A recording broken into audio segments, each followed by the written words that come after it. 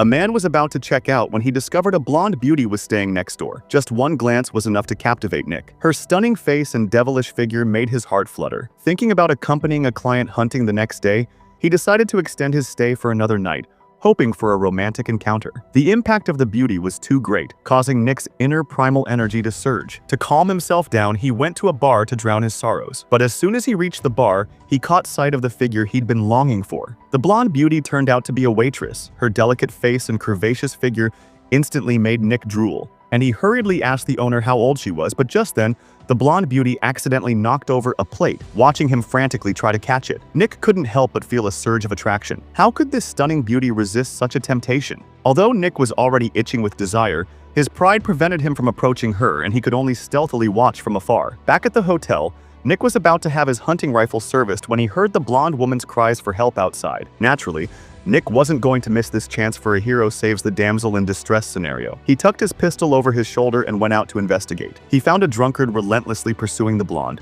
but when he saw the weapon tucked into Nick's belt, the drunkard instantly fled back to his car in terror. The blonde thanked Nick. Nick had hoped to use this opportunity to have a more intimate conversation with her, but remembering he had to accompany a client hunting the next day, he couldn't let this interfere with his work, so he turned around and went back to his room to sleep. The blonde was utterly speechless at his cluelessness. The next morning, Nick went to the agent's office. Just as he asked when his client would arrive, the blonde beauty living next door quietly walked into the house. Nick then realized she was his client, and he was secretly delighted. It seemed this trip wouldn't be boring. The two then set off. During their conversation, Nick learned her name was Xiao Mei, and Xiao Mei revealed the true purpose of their trip. It turned out her father loved hunting in this forest, and his will stipulated that Xiao Mei scatter his ashes on these mountains. Therefore, she had hired Nick as her guide at a high price, hoping he would find her an auspicious burial site to comfort her father's spirit. Seeing Xiao Mei's filial piety, Nick promised to find a perfect spot for her father. However, it was already late, so they set up their tent and camped there, deciding to head up the mountain early the next morning. In the evening, the two sat around the campfire, chatting about life. To Nick's surprise, Xiao Mei's interests were strikingly similar to his own. Could this be a match made in heaven? However, Xiao Mei grew increasingly shy as they talked, her face slightly flushed as she returned to the tent, even leaving a small gap for Nick. Nick, being the clueless guy he is, didn't understand the meaning at all, simply assuming she was just trying to get some fresh air. Xiao Mei was extremely disappointed, but disappointment aside, the main mission couldn't be delayed. The two got up and headed towards the mountaintop. After a long trek, they finally reached the foot of the mountain, but just as they were about to climb, Nick looked down and noticed many animal tracks on the ground, realizing there might be danger up there. For safety reasons, Nick told Xiao Mei to wait for him at the bottom while he went up alone to scout the area. Just as he finally reached the summit and picked up his binoculars to find a good spot, what he saw left him speechless. Hanging from a tree trunk not far away was a fully armed soldier. To be on the safe side, Nick slowly approached, rifle in hand. Only when he got close did he realize the man was already dead. Clearly, he had died in a plane crash. Just as he was considering calling the police, a box on the ground caught his attention. Puzzled, he slowly opened it, only to find it overflowing with US dollars, roughly estimating at least a small fortune. Nick, now penniless, was instantly blinded by greed. This money was enough to ensure his descendants' livelihood.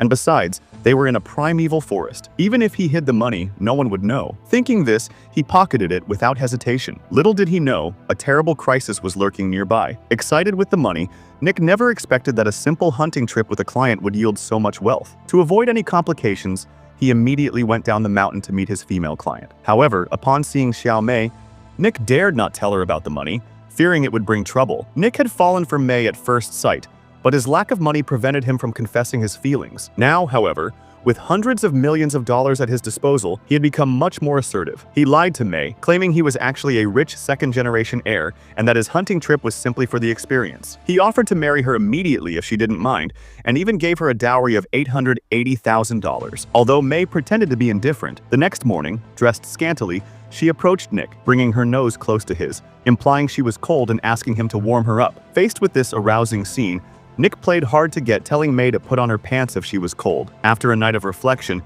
he had completely figured things out. After all, he was now a billionaire. He could have any woman he wanted, and there was no need for him to be obsessed with Mei. However, in his smugness, he didn't notice that a group of mercenaries searching for his money had silently surrounded them before Mei could even put on her pants. The mercenaries attacked the two, but fortunately their marksmanship was poor, and they narrowly escaped with their lives. Nick, a retired Special Forces soldier, remained calm despite being outnumbered, immediately taking countermeasures and easily eliminating 2 enemies. He then picked up an enemy rifle and fired a burst at the surrounding enemies, effortlessly taking down 2 more. He then shot and killed a sniper 2 kilometers away. He then took Xiao Mei and fled. Seeing this, the mercenary leader had no choice but to order his men to give chase on motorcycles. Realizing a fierce battle was inevitable, Nick quickly found a hiding place and put on his bulletproof vest. Xiao Mei also took the opportunity to pull up her pants. Nick then confessed to Xiao Mei that the reason they were being chased was because of the ill-gotten gains in the box. He promised Xiao Mei half the money if she fought alongside him, but Xiao Mei said money was dirt to her. What he wanted most now was to kill these clingy mercenaries. Having made the deal,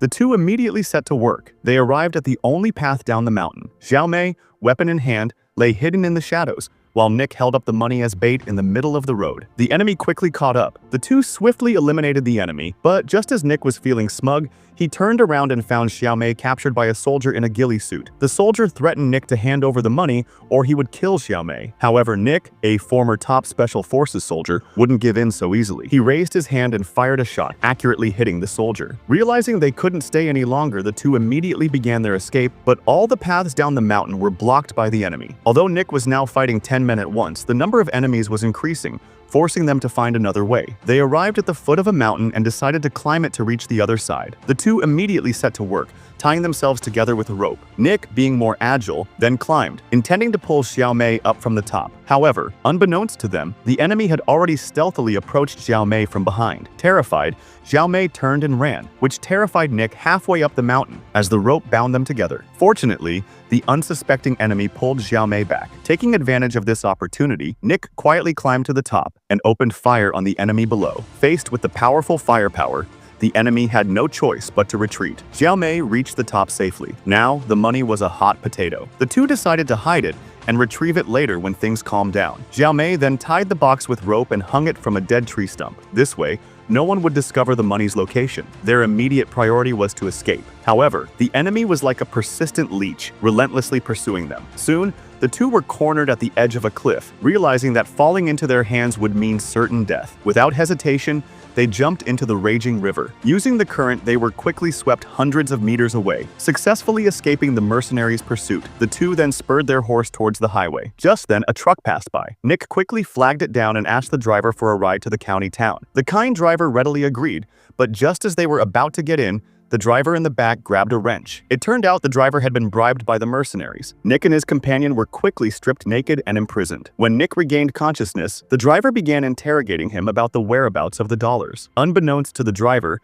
Nick was not only a top-tier soldier but also a master lockpicker. The next second, the driver was also killed. Nick immediately untied Mei, but the mercenaries weren't about to let them go and launched a thorough search. Nick, hiding in the shadows, seized the opportunity to ambush them, engaging in a fight with one of the soldiers. Meanwhile, Mei also fought her leader, but unexpectedly, Mei's fighting prowess was off the charts, and she quickly killed both men. After resolving all the trouble, the two returned to where they had hidden the money and retrieved their ill-gotten gains. Just as Nick was about to split the money, Mei pulled a gun from a wooden crate and shot Nick dead. Nick was utterly incredulous. He had thought Mei was an innocent girl, but it turned out she was a femme fatale. Now, not only had she gotten hundreds of millions of dollars, but he had also lost his life. Ultimately, Mei became the owner of the money, and she was about to reach the pinnacle of her life. The film ends here.